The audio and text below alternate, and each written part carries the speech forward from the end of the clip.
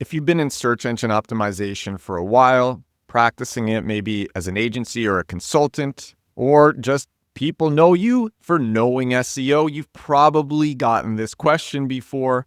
Hey, how can I bury a lawsuit on Google? Or I had some bad thing happen and I want to hide it on Google. How do I do this? You have probably, if you've been in digital marketing or in search engine optimization, you have probably gotten that question. And this is how the very famous digital marketer Neil Patel does it. So this is an article from Cyrus Shepard. It just came out and it is trending in digital marketing. It's called "What is Neil Hiding? Bankrupt FTX Sues Neil Patel for $55 million."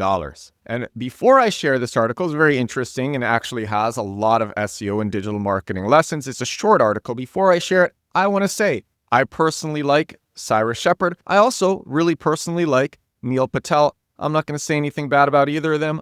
I'm fans. I hope they'll come on the podcast. But there is some interesting information in this. And it is trending in digital marketing. Everyone is sharing it. So if you've heard it, great. I'm going to give my commentary on it. And if you haven't heard it, well, some interesting information. Here we go. This is again from Cyrus Shepard, who wrote this on zippy.com. The article reads, Neil Patel has been accused of misdeeds multiple times in the digital marketing world over the years. Even by those standards, the most recent one is a doozy, but you may have a hard time finding it. If you search for Neil Patel sued, there's a good chance you'll see a torrent of posts by Neil talking about a time he got sued in 2011. These posts cover every platform, including LinkedIn, Instagram, YouTube, TikTok, and more. When I first saw these videos, I thought, why is Neil flooding social media with a story from 14 years ago? A clever bit of reputation management, really.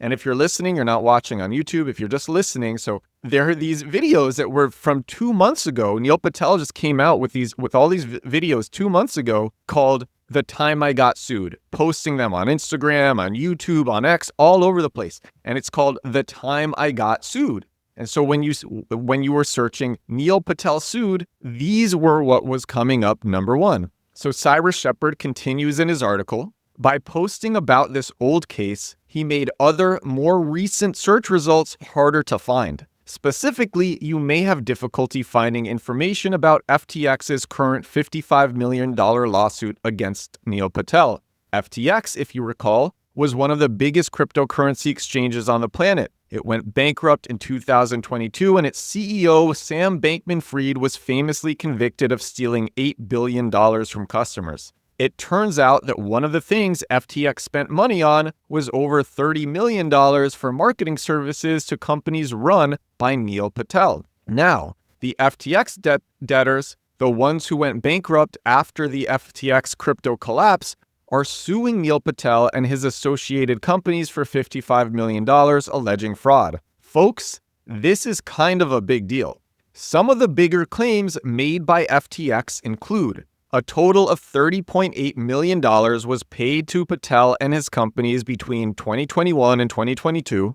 FTX insiders, including Sam Bankman-Fried, engaged defendant Neil Patel and his companies, defendants Big Deal and NP Digital, for the ostensible purpose of driving performance marketing for the FTX group. Neil Patel Digital charged FTX a $1 million setup fee and a $6 million yearly fee for SEO and ad work. FTX says that the prices were well above market. FTX Group employees described defendants' work as so sloppy and terrible performance, and many of defendants' promised services were never provided at all. The tens of millions of dollars paid to Patel and his affiliates bore no reasonable relationship to the value of the services provided. The biggest single payment, amounting to $14.8 million, was for quote-unquote attempting to find another consultant. FTX claims that no consultant was ever found. FTX paid Neil Patel Digital $2.7 million to promote the Serum crypto project.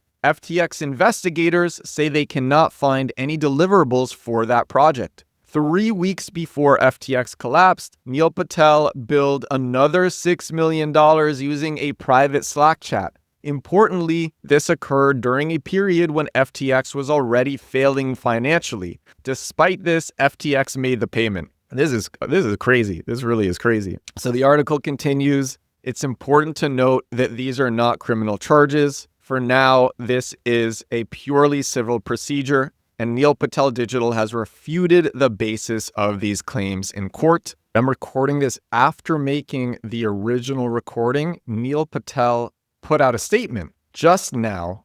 This is 5 minutes ago. Neil Patel put out a statement, and I'd be remiss if I didn't share it. So I got to share this real quick. Neil Patel said, "I have no clue where people are getting this from. We are not being sued for $55 million. People tend to forget that the lawyers who took over FTX are suing, not the people who used to run FTX. If people in the organization hated the work, they wouldn't keep paying. We even won awards from Search Engine Land for it, and I believe you're a judge." So this is in response to Barry Schwartz, who shared this on X. Neil Patel continues, "Lawyers had little to no data as they deleted all records, emails, etc. So we are working to dismiss the case and provide the FTX lawyers with the contracts, the work, the results, etc., as they have no records on their end. People deleted almost everything, so they assume the worst. They also sued 70 plus other companies the same week they sued us to try and claw back money. The people reporting on this online didn't know if the money they paid us was for work, media spend, or what the work was for. People are just assuming and don't have the details. Remember, if someone really hated the work or the results, they would stop paying you. P.S. I also have never met Sam Bankman-Fried in real life." Neil Patel just shared that. I had to put that into this episode. If I'm weighing in on this FTX Neil Patel drama, just because Neil Patel, one of the most well-known digital marketers in the world, charged a lot of money. I've seen things like this happen with other crypto companies, and these crypto companies are making tons of money because they're in a gold rush, and the founders aren't doing their jobs, and the people at the crypto companies aren't doing their jobs, and then they're not managing the people that they're hiring, and they're literally just ignoring the people that they're hiring. The people that they're hiring can't do good jobs. I've literally seen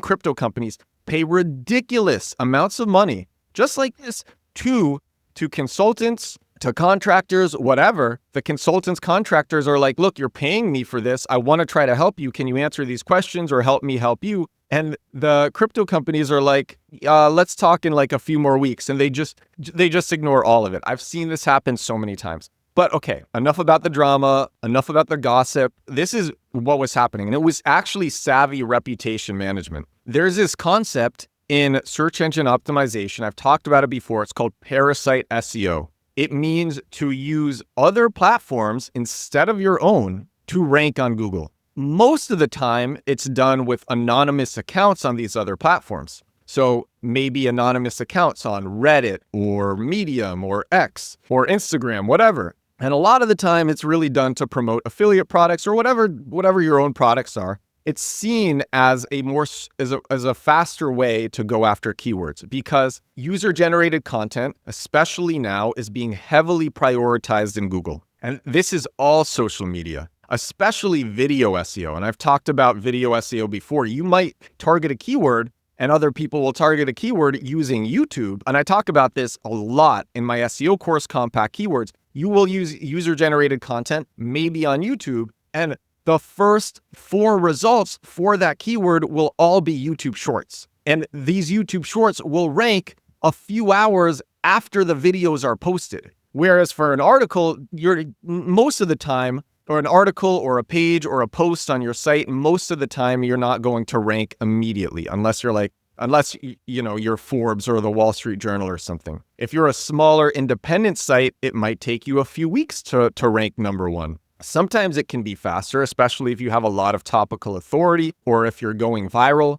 But if I'm generalizing user-generated content, the speed at which it will rank typically will be a lot faster than independent sites. So it'll rank well and it'll rank high. And those are very important things. And if you have bad information to hide, that's a way to do it. So this is Parasite SEO, using other platforms to rank for your keywords. And a keyword in this case, Neil Patel sued, that is a keyword, and Neil Patel used all of these platforms. Allegedly, that was his goal from Cyrus Shepard, to push down this information by talking about a lawsuit that was unrelated to the $55 million lawsuit. So when people searched Neil Patel lawsuit, the unrelated, less harmful lawsuit would show by targeting the keyword Neil Patel lawsuit and talking about a different lawsuit than what people might be looking for. Now, moving away from Neil Patel, from Cyrus Shepard, some other things that people are doing with Parasite SEO, not just using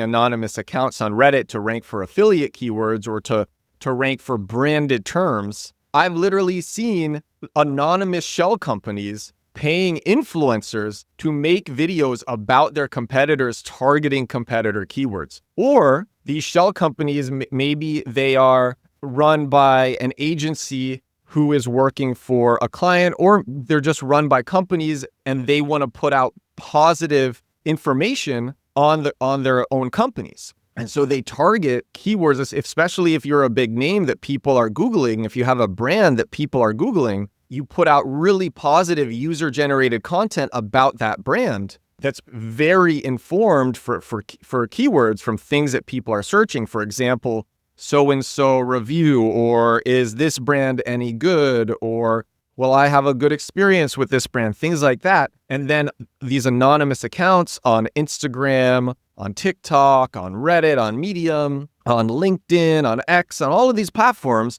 are saying all these good things, and these rank on Google for the brands because user-generated content is getting so highly prioritized at the moment. And I think it will continue. Reddit, for example, it's one of the most clicked sites in Google search. I think it's number 3. It is like the third most clicked site in Google search. Instagram is getting prioritized like crazy. LinkedIn is getting prioritized like crazy. Again, like I said, YouTube Shorts, all of these. And the last thing that I want to leave you with on a more innocent note, this is why there's so much power in creating your own brand across social media. And I share all the time on this show my posting strategy for how I put up videos, how you can copy me. I also talk about that again in depth in compact keywords. But when you create a brand across socials, now you can target your own keywords with your brand accounts. You might have an e-commerce company and you want to rank for keywords in e-commerce and share why your brand is a good fit for those keywords.